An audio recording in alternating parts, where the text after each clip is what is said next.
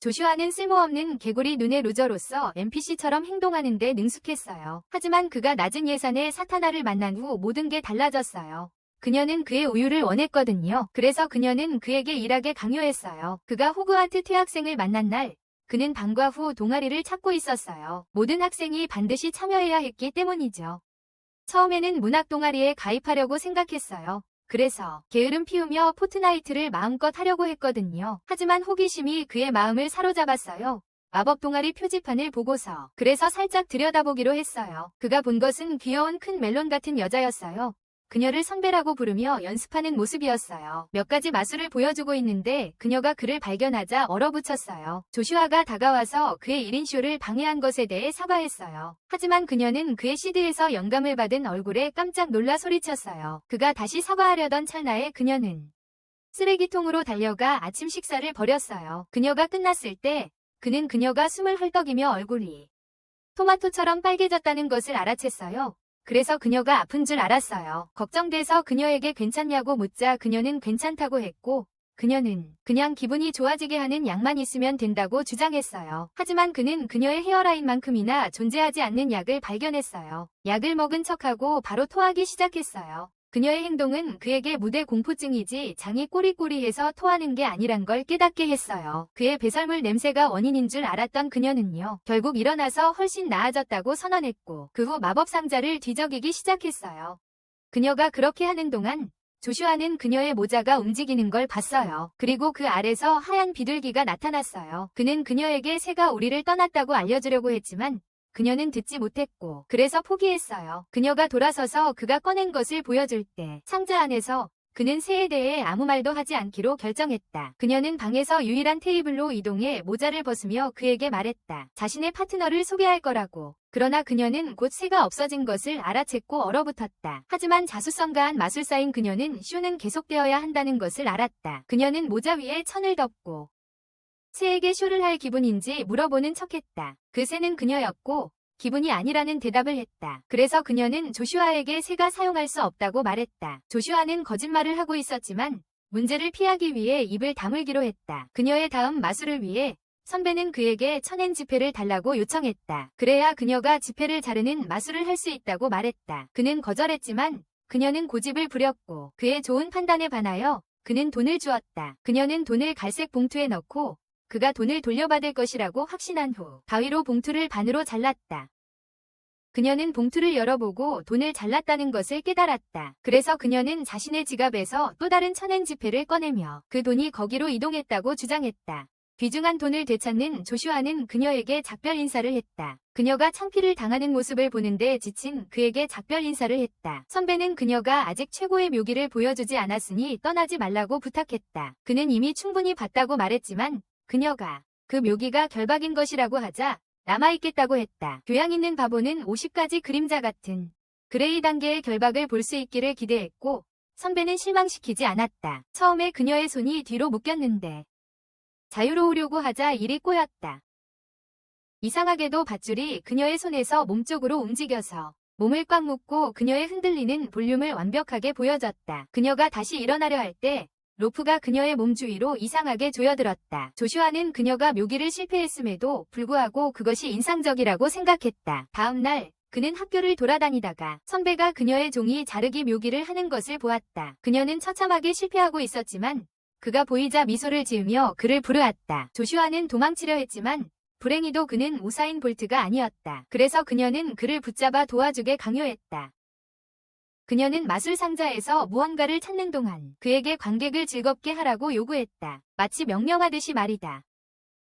요슈아는 할 수 없다고 했지만 그녀는 고집스럽게 주장하며 클럽에 더 많은 회원을 모집하고 싶다고 말했습니다. 그는 대체로 불쌍한 수능자였기 때문에 그는 더 이상 그녀와 논쟁하지 않고 학생증을 들고 관객 앞에 섰습니다. 그런 다음 엄지로 학생증을 위아래로 움직이기 시작했습니다. 관객들은 그것이 지루하다고 생각했지만 센파이는 그 트릭을 어디서 배웠는지 물었습니다. 그녀에게 답하는 대신 그는 아직 찾지 못한 것이 있는지 그녀에게 상기시켰습니다. 그래서 그녀는 상자를 다시 찾아갔습니다. 그런 다음 그는 다시 마술을 계속했습니다. 이번에는 관객들을 그는 들고 있던 펜이 사라졌다고 믿었다. 이 마술은 관객에게 호평을 받았고 그들은 그를 칭찬했다. 하지만 선배는 질투심을 숨기지 못하고 계속 그를 쳐다봤다. 결국 그녀는 긴장하며 말문을 열었다. 그리고 밀봉된 상자에서 탈출하는 메인 이벤트 시간이 왔다고 알렸다. 그 후 그녀는 상자에 들어갔고 조슈아는 그것을 잠갔다. 그리고 더 극적인 효과를 위해 천으로 덮었다. 그녀가 상자에서 탈출하려고 시도한 지 정확히 10분 후 조슈아는 그녀가 그것을 해내지 못할 것임을 깨닫고 관객에게 쇼가 끝났다고 말하며 상자를 밀어냈다. 그가 그것을 열었을 때 그녀는 다리가 공중에 떠있는 비틀린 자세로 있음을 발견했다. 그는 즉시 뚜껑을 다시 닫았다. 그녀를 바라보는 것이 그에게 다소 엉뚱한 생각을 불러일으켰기 때문이다. 다음 주 조슈아는 점심을 먹으러 구내식당에 가서 센파이와 함께 앉았다. 그녀가 혼자 앉아 우울해 보이는 것을 보았기 때문이다. 그녀는 그가 함께 앉아주어 매우 기뻐했다. 그리고 그에게 숟가락 구부리기 마술을 하자고 설득했다. 조슈아는 그들의 숟가락이 평범했기 때문에 그 마술을 성공할 수 있을지 의심했다. 하지만 센파이는 내면의 벨마를 끌어내며 그 이론을 설명했다. 그녀가 설명을 마친 후 그들은 둘 다 그 마술에 도전했고 조슈아는 이렇게 했다. 그녀가 숟가락을 구부리려고 애쓰는 동안 그는 쉽게 해냈다. 그녀가 애쓰는 동안 실수로 숟가락을 그의 머리 쪽으로 날려보냈다. 그는 다른 숟가락을 가지러 갔고 그가 없는 동안 센파이는 그녀가 그의 음식에 핫소스 병을 엎질렀다는 것을 알아차렸다. 그녀는 그가 자신에게 매우 화가 날 것이라는 것을 알고 있었기 때문에 그가 돌아왔을 때 그녀는 그에게 최면 트릭을 해보고 싶다고 말했다. 그가 거절할 새도 없이 그녀는 그의 얼굴 앞에서 손을 흔들기 시작했다. 그녀는 그가 음식을 먹을 때 매우 매운맛을 느낄 것이라고 말했다. 무관심한 표정으로 조슈아는 그녀에게 미친 카쿠처럼 행동하지 말라고 했고 그리고 자신의 음식을 한 숟가락 먹었다. 즉시 그는 그녀가 말한 대로 매운 음식에 겁먹으며 비명을 질렀다. 그리고 선배는 그녀의 체면이 통했다고 말했다. 물론 그는 그녀가 핀 오크치오임을 알고 있었기 때문에 묻기를 그녀가 최면에 걸리지 않았으니 자신의 음식을 먹어보라고 했다. 선배는 용감하게 음식을 먹었고 땀을 흘리며 눈물이 맺혔지만 그녀는 그 음식이 전혀 맵지 않다고 맹세했다. 그의 친절로 그는 그녀에게 물 한 잔을 사오겠다고 제안했지만 그녀는 고집이 셀수록 말이 통하지 않아서 그의 제안을 거절하고 거짓말을 계속하기로 했다. 그날 이후 동아리방에서 선배는 조슈아에게 컵과 동전을 보여줬다. 그녀가 새로운 묘기를 위해 사용할 것이라고 말한 것이다. 그 묘기는 동전 관통 묘기라고 불렸고 그녀가 해야 할 일은 컵 바닥을 통해 동전을 통과시키는 척하는 것이었다. 관객이 그에 집중하는 동안 그녀는 옆에서 동전을 컵 안으로 살짝 뒤집어 넣을 것이다. 처음부터 조슈아는 그녀가 묘기를 실패할 것임을 알고 있었지만 그는 그녀를 격려하기로 했다. 그녀가 묘기를 시도했을 때 동전이 그녀의 손에서 튕겨져 나가고 찬장 위에 떨어졌다. 돈을 포기하지 않으려는 그녀는 사다리를 가져갔다. 동전을 쉽게 찾기 위해 그녀가 올라갔다. 신사였던 조슈아는 그녀에게 다가가서 사다리를 잡아주려고 했지만 그녀의 치마 아래로 보이는 속옷에 눈을 뺏겼다. 그녀가 동전을 찾은 후 그는 좀 더 조심하라고 조언했지만 그녀는 그가 속바지 노출 사건을 언급하는 것인지 전혀 몰랐다. 그래서 그녀는 다음번에는 잘할 것이라고 장담했다. 하지만 두 번째 시도는 동전이 찬장 아래로 떨어지는 결과를 초래했고 그녀가 동전을 찾으려 할 때 그녀는 그에게 완벽한 뒤태를 보여주고 있다는 것을 전혀 몰랐다. 더 나쁘게도 그녀는 계속 흔들리면서 그의 자극을 일으켰어요. 왜냐하면 그 자세가 너무 유혹적이었거든요. 마침내 그녀는 동전을 찾았고 조슈아가 격한 호르몬을 진정시킨 후 그는 세네에게 그녀의 행동이 일부러 그런 것인지 물었어요. 선페이의 머리가 당신 은행 계좌만큼 텅 비어있는 만큼 그녀는 그녀가 트릭에 실패한 것에 대해 일부러 그런 것이라고 생각했어요. 그래서 그녀는 네라고 대답했죠. 이로 인해 그의 뇌는 그녀를 상상하는 야한 이미지를 만들어냈어요. 그 이미지는 너무 음란해서 욕망에 가득 찬 바보는 자신에게 말했어요. 그녀가 원한다면 함께 운동하는 것도 괜찮다고요. 하지만 그는 절박한 순정을 보이고 싶지 않았어요. 그래서 그는 그녀에게 천천히 진행해야 한다고 말했다. 아직 자신의 부끄러운 생각을 모르는 선배는 몇 개의 DVD를 가져오겠다고 제안하여 함께 보고 전문가들로부터 몇 가지 기술을 배우기로 했다. 그녀가 성인 영화를 이야기하고 있다고 생각했기 때문에 그들은 혼자서 연습할 수 있으니 필요하지 않다고 말했다. 선배는 동의했고 그 뻔뻔한 바보는 눈을 감고 그녀가 그에게 곽곽 3천을 해주기를 바랐다. 그가 받은 것은 이마의 동전이었고 무지한 소녀는 다시 동전 마술을 시도하려 했다. 그 주 후반 그들의 동아리 모임 중에 선배는 인형을 꺼냈다. 그녀가 비둘기를 찾을 수 없어서 새로 파트너라고 주장한 동물. 조슈아는 그녀가 친구가 없는 패배자라는 것이 너무나도 뻔하게 드러나서 안타까움을 느낄 수밖에 없었다. 그가 그녀의 새 파트너가 봉제 인형이라는 것을 지적하려 하자 그녀는 그를 무시하고 인형이 할 수 있는 다양한 것들을 보여주기 시작했다. 그가 좋아하는 시연의 유일한 부분은 그녀가 장난감을 자신의 무릎 사이에 문지르는 부분이었는데 그것이 그의 좋아하는 양말 시간 비디오를 떠올리게 했다. 그녀가 장난감으로 카드 마술을 하려고 할 때 실수로 테이블에서 떨어뜨리고 밟아버렸다. 이로 인해 장난감이 평평해졌고 그녀가 이를 깨달았을 때 그녀는 털복숭이 친구의 죽음을 애도하며 울었다. 다음날 클럽에서 선배는 조슈아가 클럽 신청서를 들고 있는 것을 보고 아직 작성하지 않은 것을 깨달았다. 그녀는 그런 다음 사슬로 문을 잠그고 그에게 작성하게 강요한 후 묶었다. 조슈아는 그녀에게 가게 해달라고 애원했지만 그녀는 그가 사라지는 토끼 마술에 참여한 후에만 허락하겠다고 말했다. 그 마술은 환상을 만들어내는 것이었는데 그녀의 손바닥에 있던 토끼 장난감이 그의 손바닥에 마법처럼 나타나는 것이었다. 하지만 그녀는 너무 서툴러서 계속 실패했다. 그녀가 포기하고 마지막 묘기를 부리겠다고 말할 때까지의 시간. 그가 그것이 무엇인지 묻자 그녀는 클럽 신청서를 교무실에 제출하겠다고 말했다. 그래서 교무실에서 승인받도록 하겠다는 거였지. 이로 인해 그는 그녀가 존재하지 않는 동아리에 강제로 가입시켰다는 것을 깨달았고 그래서 그녀를 사기꾼이라고 불렀다. 하지만 선배는 그것이 간단한 마술이라고 말했다. 결국 그녀는 그를 자유롭게 풀어주고 그와 함께 교무실로 가서 신청서를 제출하게 했다. 그가 왜 함께 가야 하는지 묻자 그녀는 선생님들이 그녀를 긴장하게 만든다고 말했다. 그러나 그들이 도착했을 때 그는 그녀가 가지 않으려는 진짜 이유가 그의 담임 선생님 때문이라는 것을 발견했다. 그 담임 선생님은 센파이의 언니였다. 여자가 그들을 발견한 순간 그녀는 센파이에 달려들어 그녀의 멜론을 만지고 논다. 센파이는 언니의 관심이 너무 불편했고 그것에 대해 불평했다. 하지만 언니는 상관하지 않았고 결국 그녀의 불쌍한 언니를 괴롭히는 것을 멈췄다. 그녀는 그들로부터 신청서를 받아 검토했다. 그녀는 언니가 자신의 취미로 무언가를 만들려고 한다는 사실을 알게 되어 기뻐하며 그녀에게 몇 가지 묘기를 보여달라고 부탁했다. 센파이는 카드 마술을 하기로 결정했고 그녀의 여동생에게 카드를 골라서 서명하라고 부탁했다. 여동생이 그렇게 한 후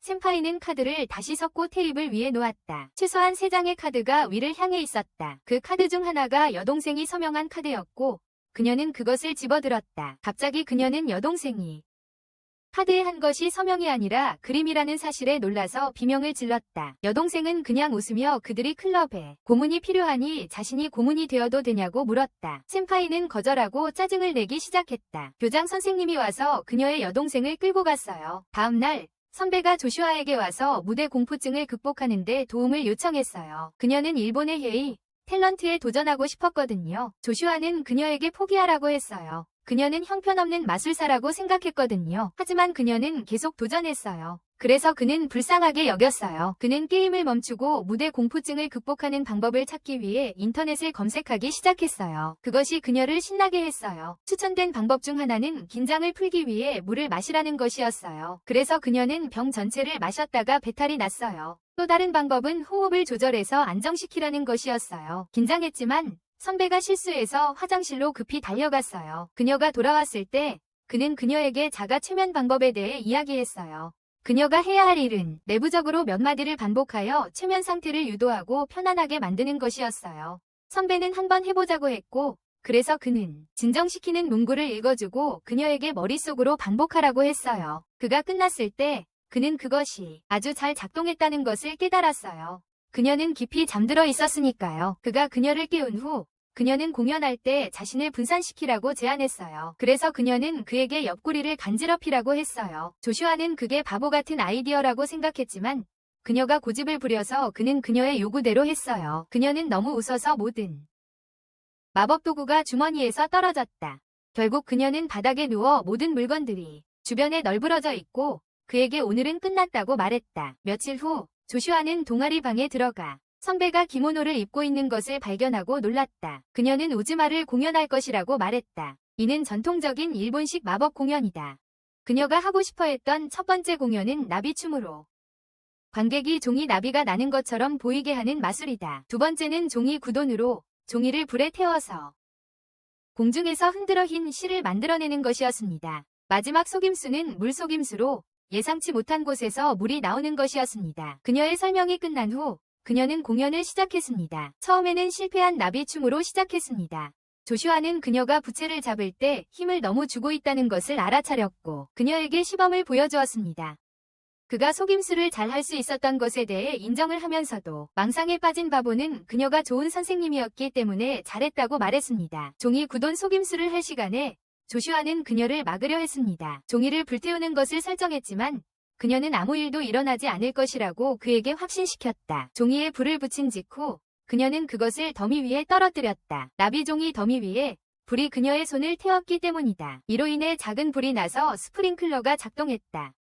하지만 멍청한 선배는 이 모든 것이 그녀의 계획의 일부분이라고 말했다. 그들이 거의 동아리방을 태울 뻔했기 때문에 교장 선생님은 그들에게 좋은 언어로 꾸짖었다. 그 일 때문에 선배는 다음 날 바로 학교 밖에서 동아리 활동을 하겠다고 고집했다. 하지만 그녀는 학교에 도구를 두고 와서 그녀가 공원 비둘기들과 장난치려 했을 때 그들은 오히려 그녀에게 달려들었다. 조슈아는 그녀가 자존심을 구긴 모습을 더 이상 지켜보기 싫어했다. 그래서 가방을 집어들고 혼자 있게 내버려 두었다. 그 다음 주 조슈아는 동아리에 계속 남아있어야 하는 상황에 지쳤다. 상사에 미쳐가는 행동 때문에 끌어들여지는 것을. 하지만 그녀는 그를 놓아주지 않았고 그녀는 그를 구석으로 몰아넣으려고 했다. 그리고 그를 영원히 동아리에 남아있도록 맹세하게 만들려고 했다. 조슈아의 누나가 마술 상자에서 튀어나와 마치 장난감 개구리처럼 놀랐다. 그들은 모두 놀라움에 질린 표정을 지었다. 상사는 왜 그들이 방해받고 있는지 물었고 그녀는 자신이 나타난 이유가 그들에게 클럽이 되기 위한 신청이 회원수가 부족하여 거절당했음을 알렸다. 그녀는 그들에게 다른 회원을 찾아주고 주말까지 신청서를 재제출하라고 조언했다. 이는 클럽을 유지하는 유일한 방법이었다. 조슈아는 새로운 회원을 찾을 가능성이 너희들이 연애를 할 가능성과 거의 비슷하게 낮다는 것을 알았다. 그래서 그는 새로운 클럽을 찾기로 결심했다. 그는 선배에게 기회가 있을 때 방문하겠다고 약속했고 그녀는 그가 자유로워지지 못하게 하겠다고 말했다. 그녀의 말대로 그는 방문하는 모든 클럽에 그녀가 방법을 찾아 나타나게 되었고 이는 그를 짜증나게 했다. 하지만 그녀는 포기하지 않았다. 그녀가 점술 동아리에서 그를 괴롭힌 후 그는 도망쳤다. 하지만 그녀는 번개처럼 빠르게 달려 그를 따라잡았다. 그녀는 그가 본 가장 무거운 우유통 2개를 들고 있었지만 그가 숨을 헐떡이며 바닥에 누워있을 때 육상부의 한 소녀가 선배에게 다가와 육상부에 들어오고 싶냐고 물었다. 그녀가 대답할 기회를 주기도 전에 그 소녀는 그녀를 트랙필드로 끌고 가 경주를 시작했다. 선배는 14초 만에 경주에서 이기며 올림픽 금메달에 합당한 실력을 증명했다. 팀의 여자애들은 그녀가 새로운 기록을 세웠기 때문에 그리고 그녀를 둘러싸기 시작했다. 하지만 그녀는 그들을 마법클럽에 모집하려고 시도하기 시작했다. 그래서 요시아가 그녀를 데려가서 여자애들이 불편해지기 시작하자 마침내 일주일의 마지막 날이 다가왔고 선배는 새로운 클럽 회원을 얻지 못한 것에 대해 슬퍼하고 있었다. 그러다 그녀는 요시아에게 마지막으로 한 가지 트릭을 해주기로 결정했다. 게임검이 들어있는 상자를 이용한 트릭이었다. 그녀는 자신이 상자 안에 들어가겠다고 자원했고 상자 안에 들어간 후 요시아는 상자의 구멍에 검을 넣기 시작했다. 선배는 주먹검이 지나갈 때 비명을 지를 수밖에 없었어요. 그녀의 가슴 아래로 지나가자 조슈아는 멈추려고 했어요. 하지만 그녀는 계속하라고 고집했어요. 그런데 2번째 검을 넣으려고 할 때 저항이 있었어요. 그가 그녀의 거대한 가슴이 원인인 줄 몰랐기 때문에 계속 검을 밀어 넣으려고 했고 그녀는 비명을 질렀어요. 그녀의 비명이 지나가던 소녀의 관심을 끌었고 그녀는 그들이 이상하게 음란한 짓을 하고 있다고 생각했어요. 방 안에서 조슈아는 검을 상자에 넣으려는 시도를 포기했고 선배를 풀어주기로 했어요. 그가 상자를 열었을 때 그녀의 갑옷으로 덮인 계획들이 드러났다. 며칠 후 선배는 클럽방에서 혼자 마술을 연습하고 있었다. 믿거나 말거나 그녀는 하나도 실수하지 않았고 너무 자신이 자랑스러워서 조슈아에게 의견을 묻기 위해 돌아섰다. 하지만 그녀는 그가 더 이상 클럽의 일원이 아니라는 것을 기억했고 그것이 그녀의 기분을 망치게 했다. 그녀가 로프 마술을 시도하려 할 때 조슈아가 화학실과 연결된 문으로 방에 들어왔다. 놀라서 그녀는 그가 화학 동아리에 가입했기 때문에 그 문을 통해 들어왔냐고 물었다. 그는 그렇다고 대답했다. 그는 그 후 동아리 회장이 자신이 이름만 빌려서 동아리에 가입할 수 있게 허락했다고 설명했어요. 그래서 그녀와 함께 마법 동아리에서 시간을 보낼 수 있었어요. 그게 그녀를 매우 행복하게 만들었어요. 며칠 후 조슈아는 화학 동아리 회장인 마다라와 함께 놀았어요. 그가 화학이 마법과 비슷하다고 말했을 때 그녀는 죽은 듯한 눈초리로 쳐다봤어요. 그녀는 그에게 화학을 마법처럼 가짜 것과 비교하지 말라고 부탁했어요. 그리고 화학이 더 우월하다는 것을 보여줬어요. 먼저 그녀는 주스병을 옆으로 균형 잡아 세우고 그것이 그렇게 서 있을 수 있는 이유를 설명했어요. 테이블과 병 사이의 접점이 일치하는 덕분에 그런 자세를 유지할 수 있었다고 했어요. 다음으로 그녀는 병을 비우고 뜨거운 물을 추가했습니다. 몇 초 후 그것이 줄어들자 그녀는 화학을 사용해서 어떻게 그렇게 되었는지 설명했습니다. 조슈아는 인상적이라고 생각하며 그것은 선배가 화낼 만한 것이라고 말했습니다. 그래서 마다라는 그에게 더 멋진 것을 보여주기로 했습니다. 그녀는 중앙에 구멍이 있는 큰 상자를 끌고 와서 설명했습니다. 상자의 측면을 치면 도넛 모양의 공기 폭발이 발생한다고 했습니다. 그녀는 거기에 드라이 아이스를 추가했다고 말하며 그가 측면을 쳐서 자신의 이론을 증명할 수 있다고 했습니다. 불행히도 그녀는 구멍 바로 앞에 서 있었고 그가 치자 상자에서 바람이 불어 그녀의 치마가 올라가며 속옷이 드러났다. 이로 인해 그녀는 마법 동아리의 회원들이 더러운 마음을 가진 사람들이라는 결론을 내렸다. 비록 조슈아가 사과했지만 나중에 그가 마법 동아리로 돌아왔을 때 그는 선배가 그녀의 마법 상자 안에 숨어 그를 놀라게 할 준비를 하고 있다는 것을 전혀 몰랐다. 불행히도 그녀에게 그는 상자 위에 앉기로 선택하여 그녀를 안에 가두어 버렸다.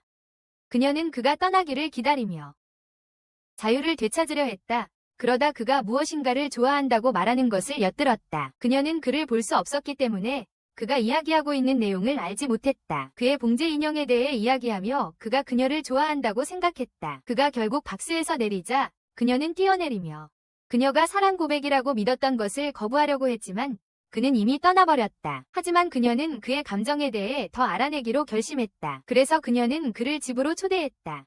그가 그녀의 집에 도착했을 때 그는 그녀의 방이 어떻게 생겼을지 상상했다. 하지만 그녀가 문을 열었을 때 그는 실망했다. 그가 앉고 그녀가 주스를 내주자 그녀는 긴장하며 주의력을 분산시키려고 몇 가지 묘기를 부리기 시작했다. 그녀는 테이블에 손수건 몇 개를 던지며 말했다. 그녀는 그에게 사라지는 묘기를 가르쳐주려고 했어요. 중간 설명 중에 그녀는 깨달았어요. 자신이 가진 것이 손수건이 아니라 팬티라는 것을.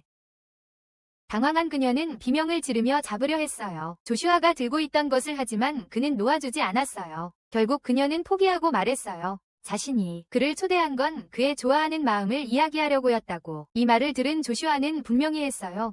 그녀처럼 어리석고 서투른 사람과는 절대 함께하지 않겠다고.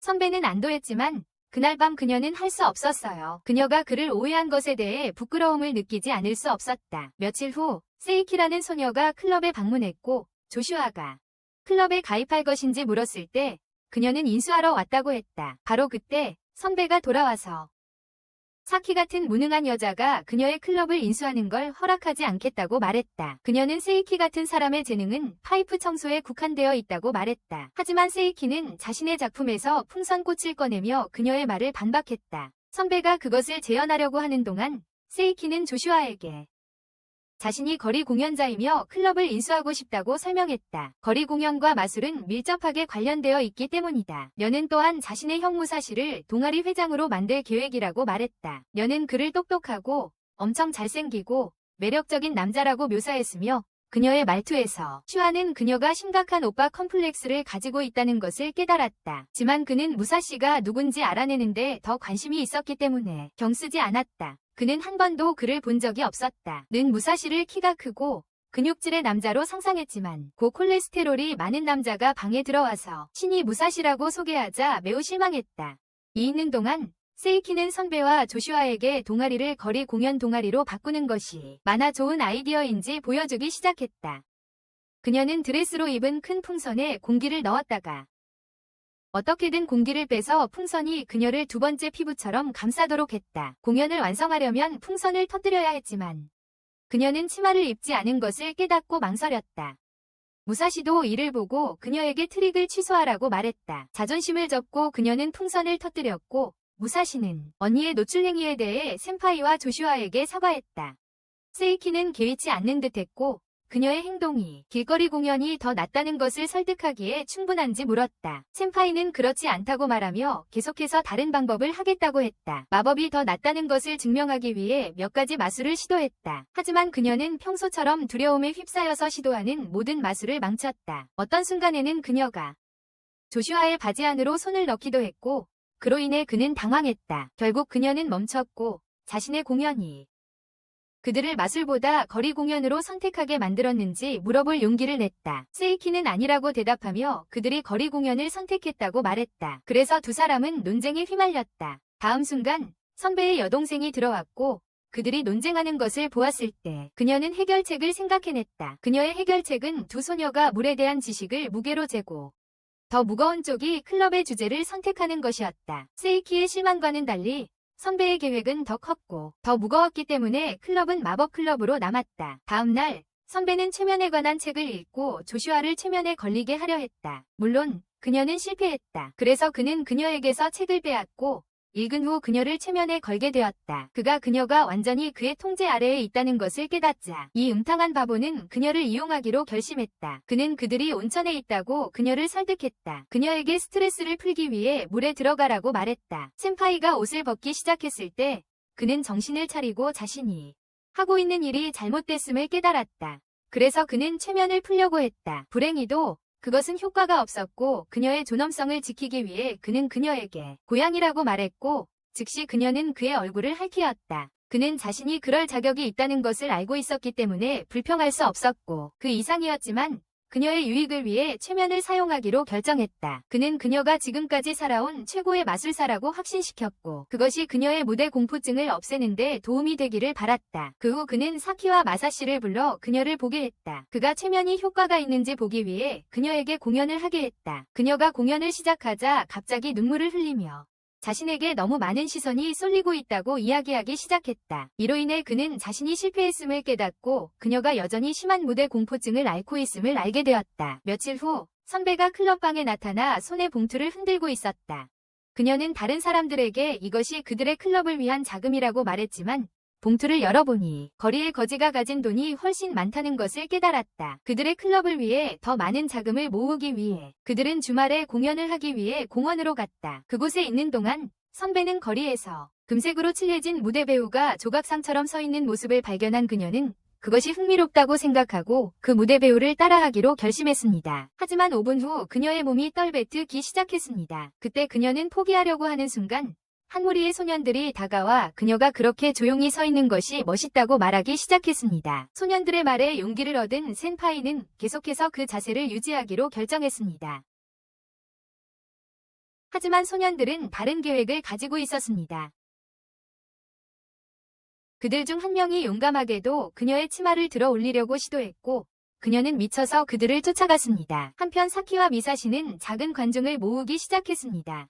그들의 공연이 끝난 후 그들은 벌어들인 돈을 확인했습니다. 사탕이 섞여 있다는 걸 지적했어요. 세이키는 아이들이 그것들을 상자에 넣었다고 말했어요. 그들은 그런 것들을 소중한 보물로 여겼거든요. 그녀가 말하자 한 소녀가 다가와 사키에게 풍선동물을 만들어줘서 고맙다고 했어요. 그 후 그녀는 사키에게 사탕 한 줌을 건넸어요. 그로 인해 조슈아는 그녀가 착하다고 생각했어요. 하지만 그녀가 소녀가 떠난 후에 사탕을 작은 콩주머니에 던지는 걸 보고 생각이 바뀌었어요. 다음 주 선배는 클럽 멤버들을 모아 수영장에 모아 후디니의 묘기를 보여줬어요. 그녀는 스스로를 쇠사슬로 묶고 수영장에 뛰어들기로 계획했다. 그곳에서 그녀는 어떻게든 쇠사슬을 풀고 수면으로 헤엄칠 수 있을 것이라고 생각했다. 조슈아는 그것이 미친 계획이라고 말하며 그녀가 익사할 것이라고 했다. 그녀는 아쿠아맨이 아니었다. 하지만 선배는 그 묘기를 하겠다고 고집했다. 다행히 그는 그녀를 막을 수 있었지만 그로 인해 그녀는 웅크리고 삐쳤다. 결국 그는 미안해져서 그녀에게 손을 묶는데 밧줄을 사용해야만 그 묘기를 할 수 있다고 말했다. 선배는 동의했고 손을 묶은 후 그녀는 수영장에 뛰어들어 자신의 미션 임파서블 버전을 수행했다. 몇 초를 기다린 후 조슈아는 걱정이 되어 그는 그녀를 구하기 위해 수영장에 뛰어들었다. 그가 수면으로 떠오르자 선배는 그녀가 거의 밧줄을 풀 뻔했다고 주장했다. 며칠 후 조슈아는 선배가 그가 중국 마술을 연습하는 동안 함께 하기를 원한다고 말했기 때문에 마법 동아리로 향했다. 그가 걸을 때 그는 그녀가 여성스러운 곡선을 드러내는 중국 위상을 입고 있는 모습을 상상하지 않을 수 없었다. 그것만으로도 그를 흥분하게 만들었고 그는 클럽방으로 달려가 문을 쾅 열었다. 불행히도 그가 본 것은 카구라의 더 매력적인 모습이 아니라 즈코의 영혼 마스크를 흉내낸 선배였다. 그는 놀라서 마치 작고 여린 여자애처럼 비명을 질렀다. 그녀가 가면을 벗고 중국의 불사신이라는 마술을 배우러 온다고 설명할 때까지 말이야. 그건 인간의 눈으로는 볼 수 없을 만큼 빠르게 가면을 바꾸는 트릭이었다. 그는 그것의 메커니즘이 국가 비밀이라고 맹세했지만 그녀는 그것을 알아내기로 결심했다. 그래서 사키와 마사시가 도착했을 때 그녀는 그들에게 의견을 구했다. 마사시는 공연자가 여러 개의 얇은 층을 입고 있다고 추측했다. 그리고 그들은 이를 빠르게 벗어던지고 소매 안에 숨겼다고 생각했다. 반면 선배는 그 이론이 타당하다고 생각하고 플라스틱 랩으로 몇몇 가면을 재현해보려고 시도했다. 마사시는 그녀가 실험 대상으로 삼았던 불운한 영혼이었고 그녀가 포장에 구멍을 뚫는 걸 잊어서 거의 질식할 뻔했어요. 그 후 조슈아는 두 번째 의견을 제시했고 그가 생각하기에 두 번째 사람이 있어서 마스크를 교체하는 역할을 하고 있었고 그들의 옷이 크기 때문에 아무도 눈치채지 못할 거라고 했어요. 선배는 시도해보자고 제안했고 둘 다에게 망토를 감은 뒤 그 뒤에 섰어요. 조슈아는 그녀의 플롯이 그의 등에 밀착되어 있어서 조금 민망했어요. 그래서 조용히 그녀에게 뒤로 물러나라고 말하려 했지만 갑자기 그녀가 재채기를 하고 그의 머리와 부딪혀서 그를 화나게 만들었어요. 선배가 자신의 이론을 발표할 차례가 되었을 때 그녀는 공연자들이 가면을 중간에서 갈라지도록 조작했다고 말했다. 그녀는 그런 다음 자신의 이론을 시험하기 위해 조슈아의 이론을 사용하려 했지만 이번에는 세이키가 그녀의 파트너였다. 사키 뒤에 서자 그녀는 머리카락 사이로 잘 보이지 않아 가면을 찢는 대신 그녀의 셔츠를 열어버렸다. 나중에 점심시간에 배고픈 선배가 조슈아가 식사를 마친 클럽방으로 들어왔다. 그가 왜 아직 점심을 먹지 않았냐고 묻자 그녀는 수업 중에 마술을 하다가 교무실에서 혼났다고 말했다. 갑자기 그녀는 그의 얼굴에 가까이 가서 그가 자신을 안타깝게 생각하고 있다는 것을 알 수 있다고 말했다. 조슈아는 그녀가 바보인지 궁금했다고 솔직하게 말했는데 그녀의 뇌세포가 영구적으로 휴가를 간 것 같아서였다. 그러나 그녀는 그의 모욕에 개의치 않았다. 대신 그녀는 마음 읽기의 원칙과 정신 독해가가 누구인지에 대해 강의를 시작했다. 그녀의 설명이 끝난 후 그녀는 그를 자신의 시험 대상으로 사용할 수 있는지 물었고 그는 마지못해 동의했다. 그가 테이블에 전화기를 내려놓자 그녀는 그것이 자신에 대한 적대감의 표시라고 말했다. 그는 눈을 굴리며 시선을 돌렸고 그녀는 그런 행동이 자신감이 부족하다는 의미라고 말했다. 그녀는 그를 책처럼 읽을 수 있다고 말하며 웃기 시작했다. 그는 짜증이 나서 그녀에게 반격했고 그녀가 감정을 숨기지 않는 타입이었기에 그녀를 가지고 놀 수 있었고 그녀는 그가 자신의 마음을 읽고 있다고 믿게 되었다. 다음 날 그들의 동아리 모임에서 선배가 그들이 부업을 구할 수 있도록 만든 웹사이트를 보여주었다. 그것을 한 번 보고 누구나 그녀가 웹사이트를 만들 능력이 전혀 없다는 것을 알 수 있었다. 그래서 조슈아는 그것을 바꿔야 한다고 고집했다. 진우 찰트 아퓨로도 수루코타오 제안시 미나하 소레가 양 아이에이데아 다토 찬성 시마시타 피녀하 선배 진 무함의 카 찰트 세이토 니 아퓨로도 사스테모라이 마시타가 찰진 니 조수아가 문구 우원 이마시타 피 해소레가 온니펜즈 지적시 피녀 니 삭제 수루유니 언 이마시타 세이키 하무시 샤이트 피녀투 선배 진노중 노잡은 가도리다 케카와이쿠 견 에로카니스 아이트화 탄 이선 지이지 가나카타 피하 잡은데 세이토노 대잔 우 계량 시마시타 소노카지드 피라하 보육원 데노 파포멘수 노사사 우모라이 마시타 사사 노일 선배 하토테모 긴장 시마시타가 수태짓 이상 가타후 그녀는 아이들이 그녀가 망쳐도 신경 쓰지 않는다는 걸 깨달았고 자신감을 갖게 되었어요. 그녀의 묘기 중 하나는 뒤집을 수 있는 그림이었고 조시의 놀라움에 아이들은 그녀가 그린 혐오스러운 그림이 말이 아니라 말이라는 걸 알아챘어요. 그때 조시는 아이들이 그녀의 공연을 즐기는 이유를 깨달았어요. 그녀가 많은 면에서 그들과 닮았기 때문이었어요. 그녀는 공연을 마무리하며 사라지는 사탕 묘기를 했지만 아이들은 속지 않았어요. 그들은 그녀를 넘어뜨리고 그녀의 주머니에서 사탕을 찾았고 조슈는 그녀와 여동생이 지켜보는 가운데 이 쇼가 성공적이었다고 결론지었어요. 며칠 후 선배는 친구들을 속여서 가장 깊은 비밀을 폭로하게 하려고 했어요. 그녀는 사람들이 절대 큰 소리로 말하지 않을 것을 적게 하여 종이를 봉투에 넣도록 하여 비밀을 밝혀냈다. 그녀는 누가 무엇을 썼는지 알 수 있도록 봉투에 표시를 했다. 그러나 그녀는 봉투를 섞어버렸고 핑키보다 더 멍청했기 때문에 누가 무엇을 썼는지 추측해야 했다. 그녀가 처음 읽은 것은 깨진 연결을 고치는 것에 관한 것이었고 그녀는 즉시 그것이 조슈가 쓴 것이라고 가정했다. 그녀는 새로운 멤버들이 생겼다고 그가 소외감을 느끼지 않도록 부탁했고 관련 없는 말을 많이 했다. 조슈는 그녀를 따로 불러서 자신이 그것을 쓴 사람이 아니라고 설명해야 했다. 그는 사키가 그것을 썼다고 확신했다. 그녀는 학교 때문에 마사시와 더 많은 시간을 보낼 수 없었기 때문이다. 선배는 또 다른 글을 읽었는데 그것은 그 사람의 자라는 가슴이 번거로워지고 있다는 내용이었다. 그들은 그것이 사키가 썼다고 추측했다. 조슈는 그녀의 큰 가슴이 브라에서 흘러나오는 모습이 떠올라서 그의 축 처진 소세지에 피가 몰리는 것을 느꼈다. 그러나 사키는 자신이 그렇게 바보 같은 글을 썼다고 말하며 그의 희망을 꺾었다. 마사시는 자신이 쓴 것이라고 인정했다. 그래서 조슈는 그에게 더 이상 장난치지 말라고 소리쳤다. 선배는 비밀이 너무 쉽게 드러난다고 말했다. 그들이 다시 해달라고 요청했고 알아내었다. 조슈는 그녀에게 관심이 없다고 말하며 대신하라고 했다. 글을 다 쓴 후 그들은 조슈에게 봉투를 주었고 그는 무작위로 편지 하나를 뽑았다. 읽어보니 그것은 매우 부적절한 사키가 마사시에게 쓴 편지였고 그는 그것을 버렸다. 두 번째 편지는 마사시가 쓴 것이었고 그 안에는 사키에게 자기 속옷을 훔치지 말라고 요청되어 있었다. 조슈는 그 정보를 역겹게 생각해서 선배의 봉투로 넘어갔다. 그는 종이를 꺼내 보았을 때 그것이 공백이라는 것을 발견하고 그녀에게 아무것도 적지 않은 이유를 물었다. 그녀는 비밀이 없다고 말했고 그래서 모두가 짐을 싸서 떠났다. 몇 주 후 매우 더운 날 센파이가 모든 이들에게 아이스크림을 샀다고 믿게 하기 위해 더러운 장난을 쳤다. 그러나 그녀가 그들이 아이스크림을 사도록 강요당해서 장난이라고 밝혔을 때 역풍을 맞았다. 장난이었는데 왜냐하면 그들은 그녀에게 아이스크림을 사게 했으니까. 그들은 그것을 먹으면서 사키는 여름이 낭비되고 있다고 불평했다.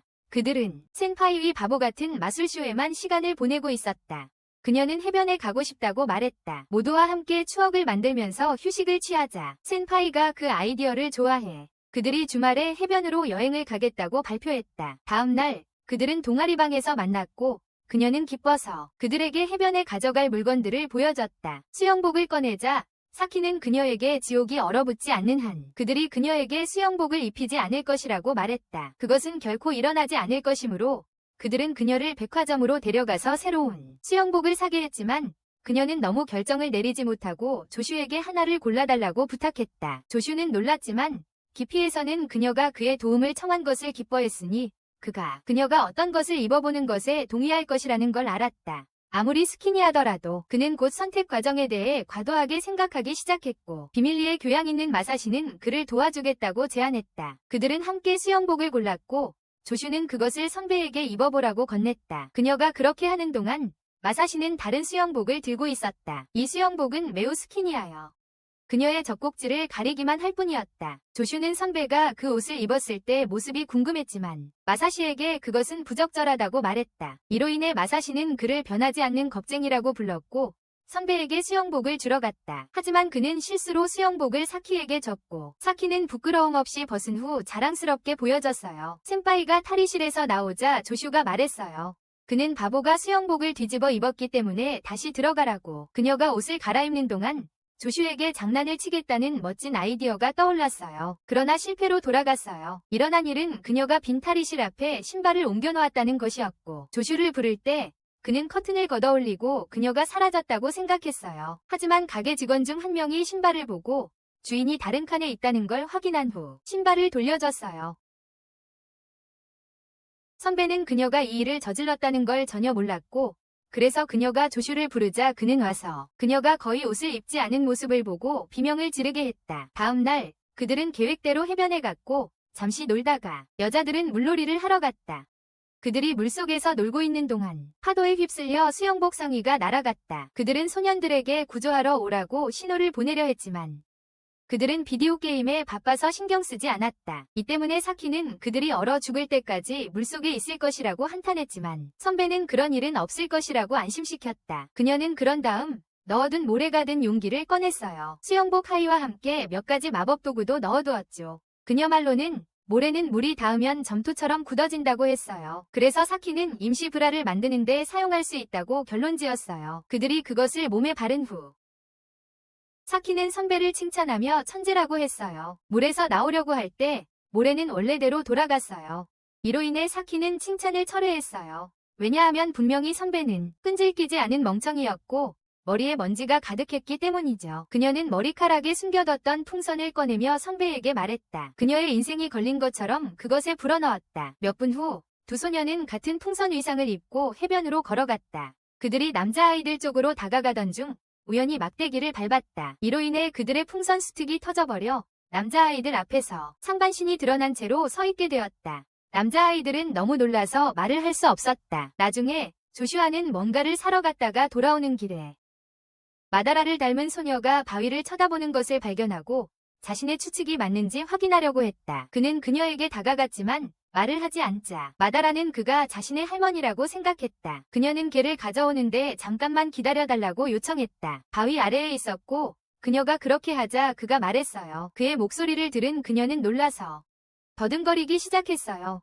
마치 망가진 타이커 라이더처럼 들리면서 좀 진정이 되자 그녀는 그에게 왜 거기 있었는지 물었고 그는 그들의 동아리가 여행 중이라고 말했어요. 그는 우연히 그녀를 만났다고 말했고 그녀는 할머니가 그 마을에 산다고 했어요. 어색한 순간들을 넘기고 나서 마다라는 그녀에게 모래 위에 누우라고 했어요. 그녀가 그의 옆에 누우자 그는 그녀의 플롯을 빤히 쳐다볼 수밖에 없었지만 그는 말을 끊고 앞으로 볼 것을 요청했다. 그녀의 지시에 따라 그는 보았고 해가 지는 것을 본 후 일어나라고 명령했다.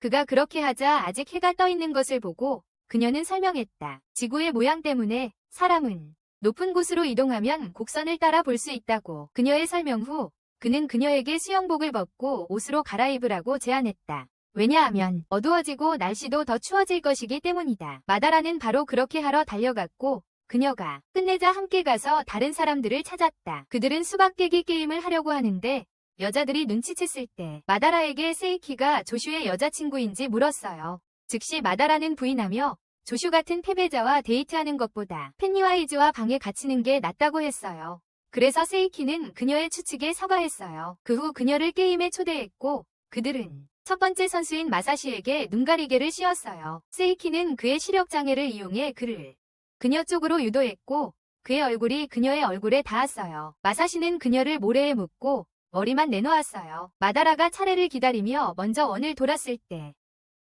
그녀가 걷기 시작했을 때 다른 사람들은 그녀가 어지럽지 않다는 사실에 감명을 받았다. 하지만 마다라는 과학이 그녀 편에 있기 때문이라고 자랑하며 계속 걸어갔다. 그녀가 수박이 있을 것이라고 생각하는 방향으로. 불행히도 그녀는 거의 바다로 걸어 들어가려 했고 그들이 그녀를 멈추게 한 후 그녀는 세이키 옆에 앉아 아이처럼 삐져 있었다. 선배가 다음 참가자였고 그녀는 마다라의 전략을 따라하려고 회전을 시도했다. 이것은 그녀를 어지럽게 만들 뿐만 아니라 방향 감각을 잃게 하여 친구들을 사용해 잡기놀이를 하게 만들었다. 그날 밤 저녁 식사 후 세이키가 불꽃놀이를 꺼내자 모두가 흥분했다. 신나는 기분이었지만 안전을 위해 조슈가 선배를 묶어두었습니다. 어떻게든 그녀는 라이터를 손에 넣었고 스스로를 풀어낸 후 마술을 보여주겠다고 주장했습니다. 첫 번째 마술은 가짜 천엔 지폐를 불태우는 것이었지만 역시나 실수로 진짜 돈을 태우고 말았습니다. 그녀는 다시 한번 마술을 할 수 있게 해달라고 설득했습니다. 이번에는 플래시 페이퍼를 사용하기로 했습니다. 우연히도 그녀는 플래시 페이퍼와 종이가 타고 난 후 나타나야 할 장미를 동시에 불태웠습니다. 다른 사람들이 그것을 지적하자 그녀는 아직 불타고 있는 장미를 던져버렸고 그것은 세이키가 놓은 불꽃놀이에 떨어져 폭발을 일으켰다.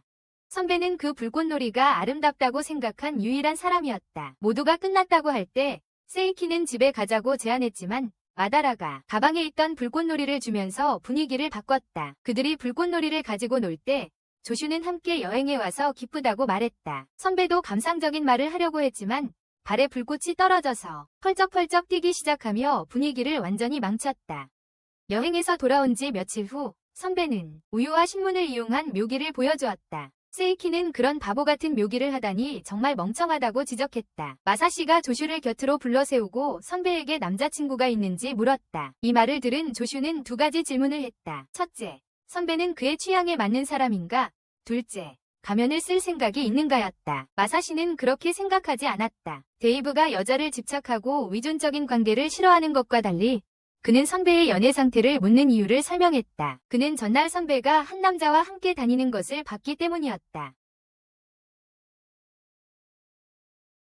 이 말을 듣고 조슈는 선배 같은 사람이 남자친구가 있을 리 없다고 말했다. 그 후 클럽 활동을 마치고 나서 세 명이 무적자, 조슈, 마사시, 그리고 세이키는 선배를 따라갔다. 형제들은 세노우가 남자친구를 만나러 간다고 확신했지만 조슈는 그 이론을 믿으려 하지 않았다. 센파이가 처음 간 곳은 패밀리 레스토랑이었고 그곳에서 케이크 2접시와 주스 2잔을 먹었다. 이로 인해 그들은 그녀가 누군가를 기다리고 있다고 확신하게 되었다. 하지만 센파이는 혼자서 모든 것을 소비하는 모습으로 그들을 놀라게 했다. 레스토랑을 나선 후 그들은 그녀를 계속 따라갔고 조슈는 형제들에게 그녀의 다음 목적지가 화장실이 될 것이라고 말했다. 그들은 그녀가 가장 가까운 편의점으로 뛰어들어가 화장실에 잠가버리는 모습을 보기 전까지 믿지 않았다. 그녀가 다시 나타나기를 기다리며 그들은 잡지를 읽는 척했다. 세카이는 센파이가 화장을 고치느라 화장실에서 시간을 보내고 있을 것이라고 말했다. 조슈는 센노에가 화장실에 들어갔을 때 화장 생각은 전혀 없었다고 지적했다. 그가 이렇게 말하자마자 센노에가 화장실에서 나왔다. 그들은 그녀를 따라 계속 가다가 역에 도착했고 그들이 포기하려던 찰나 한 남자가 그녀에게 접근하는 것을 보았다. 마사시는 그가 전날 센노에와 함께 있던 남자임을 확인했고 조슈의 표정이 변했다. 세카이가 그것을 알아차리고 그가 선배에게 로맨틱한 감정을 가지고 있어서 그런 행동을 했는지 물었다. 그는 아니라고 대답하고 선배에 대한 자신의 감정을 길 잃은 고양이에 대한 감정과 비교했다. 사키데는 선배가 누구와 데이트하는 것에 문제가 없다고 말하며 그녀가 그럴 나이라고 했다. 마사시는 그 남자가 위험하다면 선배를 그에게서 멀리해야 한다고 지적했다. 그들이 선배를 계속 관찰하는 동안 마사시는 그와 함께 있는 남자의 프로필을 분석하고 다른 이들에게 그 남자가 결혼했다고 말했다. 그 남자가 복장 때문에 암살자일 수도 있다고 말했지만 조슈는 믿지 않았다. 마사시가 남자의 바지에 달린 열쇠가 미니밴에 속하는 것이라고 지적하자 세카이는 소리쳤다. 그녀는 성인 영화에서 미니밴을 가진 사람들이 여자와의 만남을 위해 이를 자주 이용한다고 말했다. 조슈는 그녀가 성급하게 결론을 내리고 있다고 지적했지만 세이키는 굳건히 자신의 생각을 바꾸지 않았다. 바로 그때 선배와 남자가 백화점에 들어섰고 그들은 채소 가판대에 멈췄다. 선배는 쓴호박을 집어들고 크다고 떠들었어요. 말하면서 그녀는 채소의 길이만큼 손을 올렸다 내렸다 했어요. 그 뒤를 따르던 새 멍청이들은 선배가 어른 영화의 주인공인 줄 알았어요. 결국 그들은 란제리 가게로 갔고 조슈는 그들이 가슴 크기 이야기를 들으며 말하는 것을 듣고 정신이 멍해졌어요.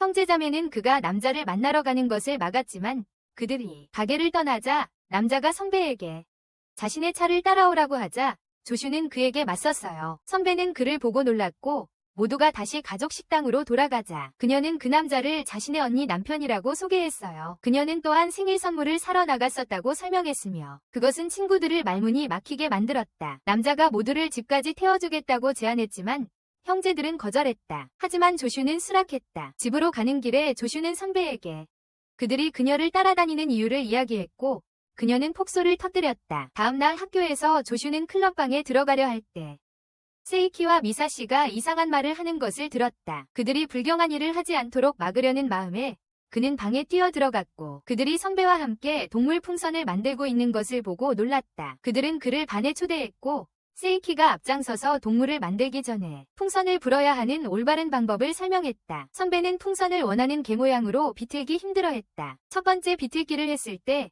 조슈는 풍선이 장난감, 소세지를 닮았다고 알아차리고 그녀에게 계속 비틀어달라고 부탁했다. 세이키도 알아차리고 선배에게 그것을 그녀의 다리 사이에 두라고 조언했다. 그녀는 그것이 어떻게 보이는지 모른 채 그렇게 했다. 결국 몇 번의 시행착오 끝에 선배는 풍선 동물을 완성했다. 하지만 그녀가 성공을 즐기기도 전에 터져버렸다. 그 주 후반 땀에 젖은 조슈가 화학실험실로 쾅하고 들어와서 설명했다. 그는 마법 동아리로 가기 위해 연결된 문을 사용하려고 했어요. 그가 떠나기 전에 와다라는 그에게 병 하나를 건넸어요. 콜라였어요. 그리고 그녀가 병을 열자 내용물이 얼어버렸어요. 감탄한 조슈는 어떻게 했냐고 물었고 그녀는 초냉각 현상이라는 것을 설명했어요. 그동안 선배는 마법 동아리에 도착했고 조슈가 없다는 것을 보고 놀랐어요. 그녀는 그의 목소리 소리를 듣고 문을 열었어요. 그리고 화학실로 이어지는 문을 열고 마다라와 활발히 이야기하는 그를 봤어요. 그 후 그녀는 방해하지 않기로 결심했어요. 그들이 중요한 무언가를 논의하고 있던 경우 그녀의 존재를 눈치채지 못한 채 조슈와 마다라는 계속 실험을 진행했고 마다라는 버너 아래에서 천을 끄집어내려고 시도했어요. 안타깝게도 그녀는 계산을 잘못했고 버너 위에 있던 끄트머리들이 거의 그녀에게 떨어질 뻔했어요.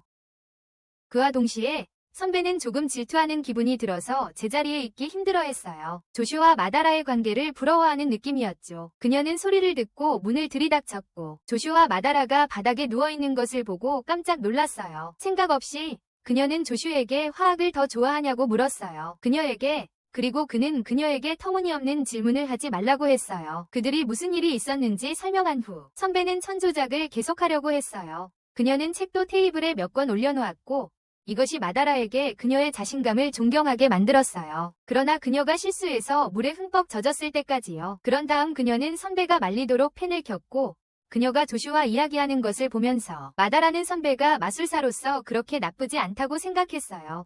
몇 분 후 사키와 미사씨가 조슈와 선배에게 합류했고 마다라는 친절하게 그들에게 떠나라고 부탁했어요. 그녀를 방해하고 있었으니까요. 며칠 후 조슈는 동아리에 들어갔어요. 센파이가 토끼 복장을 하고 있는 것을 발견하고 이유를 물었다. 그녀는 부끄러운 옷을 입음으로써 무대 공포증을 치료하려고 한다고 말했다. 그 말에 그는 그녀에게 남아있는 감각이 있는지 궁금해졌다. 그녀가 마술을 시작하자 조슈는 그녀의 멜론을 응시하게 되었다. 아무리 애써도 그의 시선을 떼지 못했다.